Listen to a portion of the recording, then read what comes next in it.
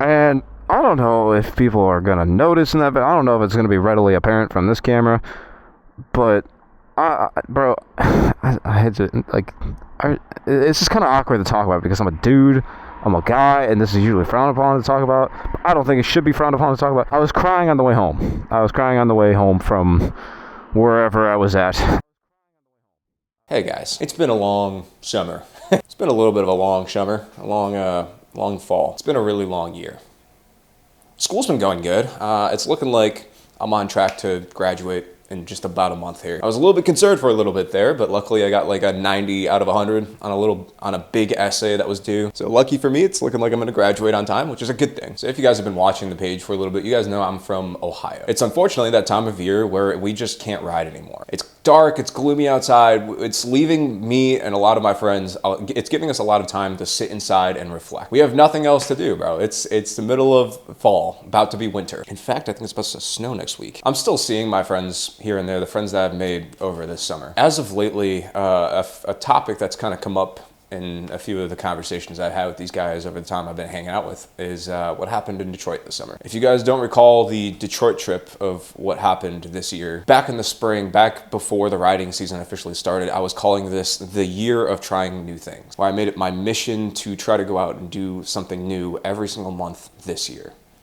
And for the month of June and July, that was going to Detroit, Michigan with a few of my friends. It wasn't a super planned out trip. We just kind of loaded up our bikes, went to Detroit. We got a little Airbnb. It was perfect. Everything was good until it wasn't. The Detroit trip was originally supposed to be a vlog that we would go. I would have a bunch of fun with some guys, upload that. It wasn't supposed to be a crazy life event. But when Shaun didn't make it back, it turned out to be. One of my friends who went to that Detroit trip, Devon, recently bought a house. And so I went over to where he lives. I was helping him move. Devon.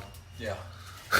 And Detroit came up in conversation. We were talking about that trip and what it meant to us. Just 2 days ago, I went out to eat with a different set of friends in that same like whole group. And again, Shaun came up in conversation. And every so often these days, I get these little dreams where like, it's kind of like, you know, when you have a dream and you see like an X in a dream, kind of like that, where it's like you see the person that you once knew right there in front of you, and he's right there.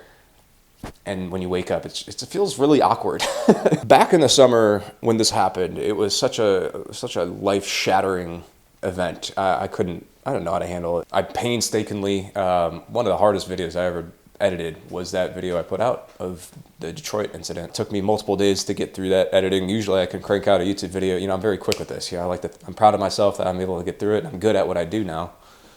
That video, I didn't know how to handle that one. And in the days that followed that, I had no idea what to post. You know, I do this for a living. I make these videos that you watch for a living. I do motorcycle stuff for a living. And when you deal with something like so like tragic like that to do with motorcycles, I didn't know what to do. And so I took a break for a little bit. If you guys noticed, if you guys go back, you guys can see I didn't have the heart to go out and record videos.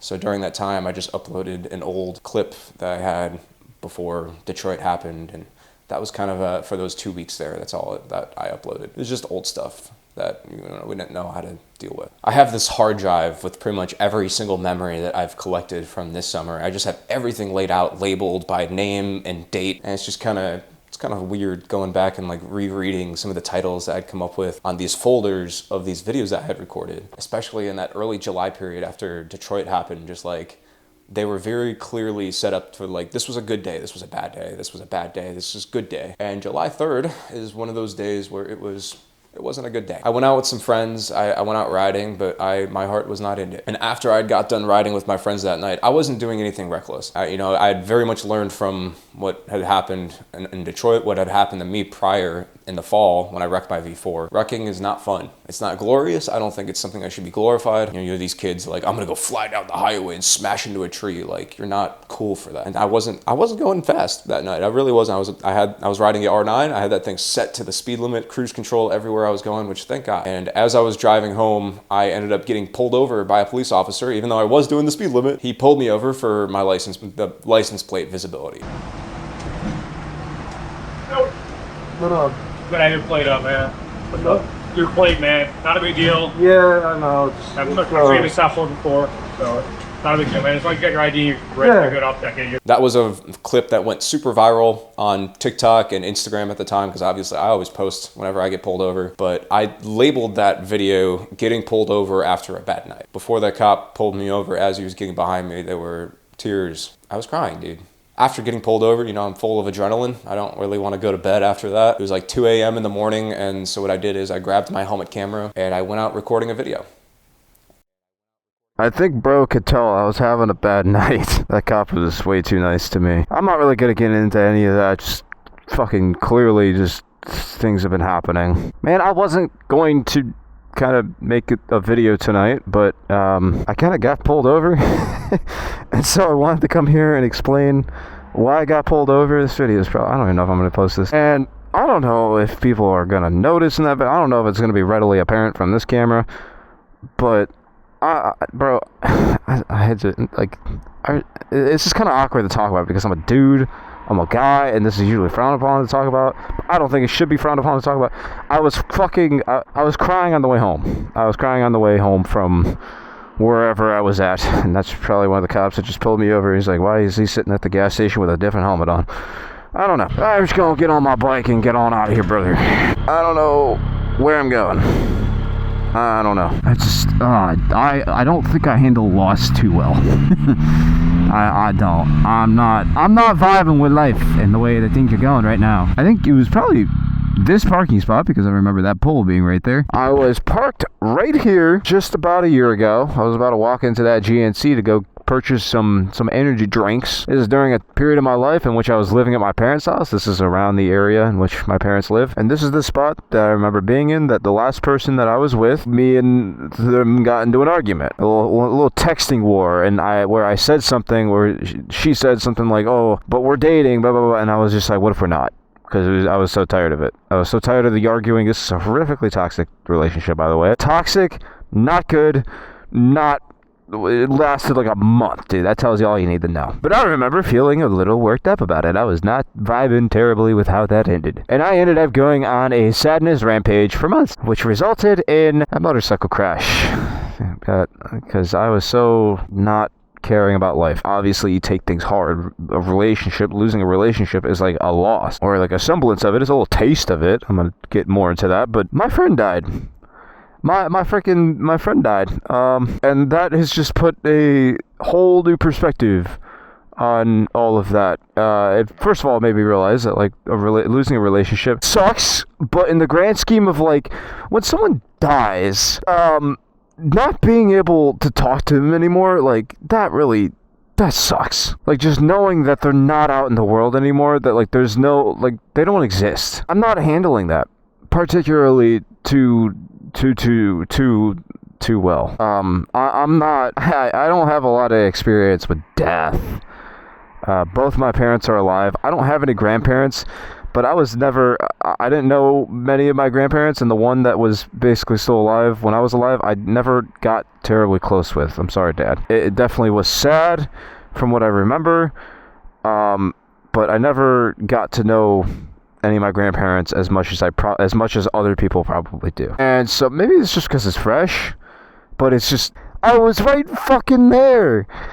I had no friends going to the fucking, no, this guy coming over and say, hey, god damn it, I hate recording in public, man. There, what happened up? Whenever I start crashing out and it's just people there, I don't have a loud exhaust to hide my voice. That was my main complaint. Fuck that stop sign. That was my main complaint going into this summer, was like all of my friends from last year that I had last year didn't want to ride anymore. And that was hard enough as it is. Like going into this summer, none of my old friends were riding, had to make new friends. That was hard, but I've been slowly, making some new friends, and that's been really cool. I've been meeting new people, getting to know new people. That it's a hard thing to do, but I did it. It felt like everything was coming together. Shaun was like the glue that like really, he was hitting me up every day, like we were gonna go ride, that's what we were doing. Now he's not here, and it just doesn't feel the same, and it feels so much worse than like anything I've ever felt, dude, if I'm honest. these past few days has been, I had like one good day and just like 4 just horrific. I want to tear my hair out. I want to bed rot and do nothing all day. I've been experiencing this phenomenon where it's just like everything feels like it kind of weighs 1,000,000 pounds, and I'm getting real tired of feeling that way. I'm gonna be honest, I don't even have the strength to finish this video because I don't have anything positive to say. I literally told myself, I'm like, I know if I go out recording a video, not gonna be positive. I have nothing good to say. I have no reasonable conclusion. I have no like good moral message to fucking say. So I'm just gonna leave it at this. I might make this a 2-parter in like a couple months when I actually possibly have some level of recovery, or maybe I don't, and there's just, this is going to be one for the archives. It feels like every day it just gets harder. Yeah, I'm gonna leave it at that. You guys can find the cool conclusion to Thought Taking's inability to handle loss in a couple months. We'll continue it at that. I went home that night not having the heart to finish this video. This was never intended to be a standalone video. It was more or less just me kind of getting my feelings out in the best way that I know how, which is making these YouTube videos. Going back and listening to that, man, I'm glad I recorded it.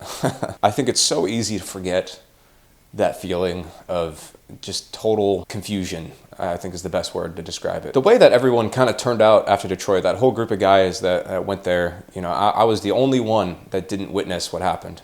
I was on my little Grom. I couldn't keep up with the fast bikes as they were flying down the highway going super fast. Our arm's hard. Dude goes, oh my God. And seeing how everyone kind of turned out after that is kind of funny.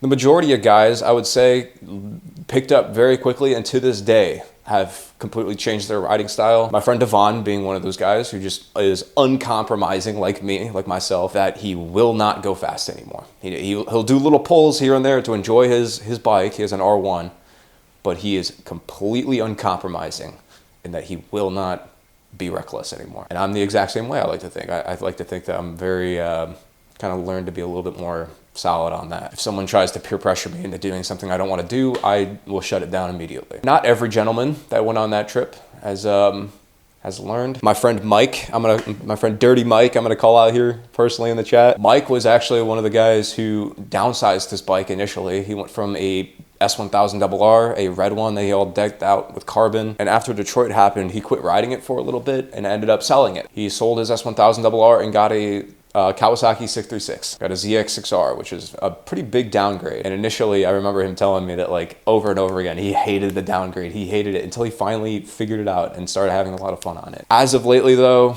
he's been posting on Instagram, talking about buying another S1000, posting clips of him riding his S1000. Mike, speaking to you, homie, personally, I worry for you. I get the temptation. I almost myself bought another S1000RR, but knowing myself well enough, and I think you know yourself well enough, you're probably gonna make the same mistakes again. Having the temptation and following through with it are two different things. I know you haven't sold your ZX6R yet. I know you have it listed for sale, but I just hope you think about it, and maybe this video serves as a reminder of where we all came from. It's a little confusing now because we're all in the winter and like we don't really know what to do other than like sit and think about this stuff now. All I can do is just go back and look at old footage and look at stuff like this. This whole summer was confusing. It was, I go from having friends to all of a sudden no friends, to meeting a new group of friends, to all of a sudden losing somebody that was like right there. I was getting close with, who was nice to me for like, that's not something I had in a while. I miss Shaun a lot. And I think about him a lot. And I don't think it's ever something you really like truly get over. You know, I don't have a lot of experience with loss. I think I said in that video. I didn't lose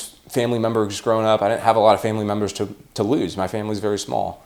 I didn't have friends get picked off over time. When you lose a friend or you lose like a girlfriend or something, it's like that person's still out there in the world somewhere. They're out there doing something. Sure, you're not talking to them on an everyday basis, but you know, you at least have that mental connection that you at least know that they're out there somewhere. With death, it's not really the same. And so you never really get over it. I think you just kind of find other little things to distract yourself with. And that's kind of what I've been doing.